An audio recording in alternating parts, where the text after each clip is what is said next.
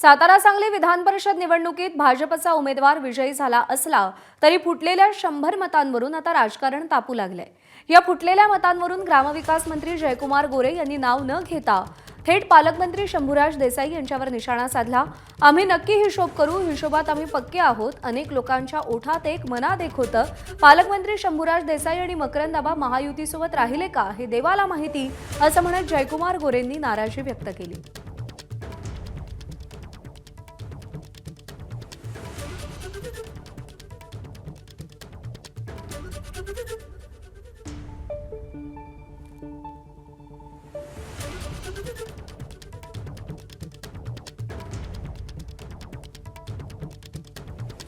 तर सातारा सांगलीमध्ये फुटलेल्या 100 मतांवरून महायुतीमध्ये राजकारण सुरू आहे। मंत्री जयकुमार गोरे यांनी शंभूराज देसाई यांच्यावरती निशाणा साधलाय।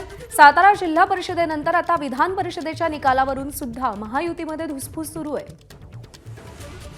मतं किती पडायला पाहिजे होती, मतं कोणी दिली नाहीत, काय घडलं या संदर्भात नक्की आम्ही हिशोब करू आणि हिशोबात आम्ही पक्के आहोत, काळजी करू नका। अनेक लोकांच्या ओटात एक मनात एक आणि करणीत आणखी वेगळं असं काहीतरी होतं, परंतु ते कुणाला शक्य झालं नाही। आणि खास करून मी आज सांगेन की महायुतीचे उमेदवार म्हणून आम्ही लढाई करत असताना आमचे नेते सन्माननीय देवेंद्रजींनी आम्हाला स्पष्ट सूचना दिलेल्या होत्या की महायुती म्हणून आपण लढतोय, परंतु लढत असताना निवडणूक जिंकायची आहे।